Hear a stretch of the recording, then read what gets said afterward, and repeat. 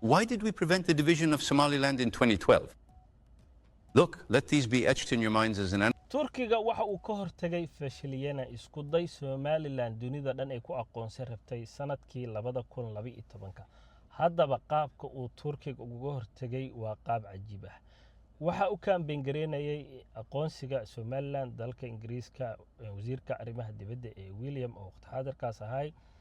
waxa uu isku keenay wadamo badan oo Afrikaan ah European ah wadamo badan oo Aasiya waxa uu ku qanciyay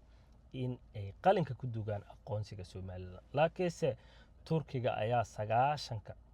ciyaarta markii la fiirsanayo waa taqaaniin soo gala goobta shirkaasna fashiliyay waxa uu ku xujeeyay in Ingiriiska in marka hore jasiiradda Qobrus qaybta uu turkiga uu ka degan yahay dalweynaha turkiga loo aqoonsado horta hore podcastga ayaa waxay idin fasaxaya kadibna waxaan falaqeynaynaa qodobada kale British Foreign Secretary lobbied African and European ambassadors for the recognition of Somaliland as a state. The moment I walked in, that lobbying effort had almost succeeded. That's what they were discussing. turkiga horta hore waxa uu arkaa Soomaaliya istiraatiijiga ugu weyn waqti xaadirkan uu dunida ku leeyahay dhanka kale Ingiriiska 2012 turkiga maadaama uu soo galay waqtiyadaas Soomaaliya waxa uu arkay riski inuu ku yahay danihiisa Afrika qaasatan Soomaaliya oo sidaas daraadeed Ingiriiska si degdeg ah ayuu rabay in uu Somaliland u aqoonsado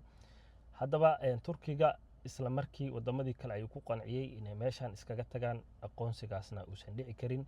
Ingiriiska iyo Turkigana si hoose ay wada hadleen weyna isku fahmeen i'tiraafkaasna halkaas ayuu ku baaqsaday dhanka kale turkiga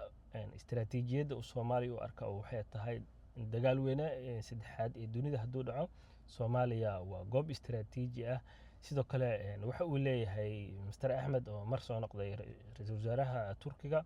waa in ay ku xisaabsan yihiin ilaa ibuuraha dunida ku yaala oo dhan hadii uu dagaalka saddexaad oo dhacayo maskaxdaadana ay ku sawiran yihiin kaartada dunida mid kale turkida isla 2012 waxa uu balamiyay madaxdii Soomaalida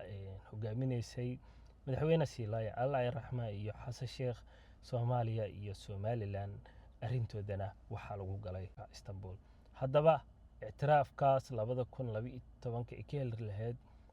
Somaliland turkiga ayaa si cad uga hortagay difaacayna midnimada iyo wadajirka Soomaaliya last update thank you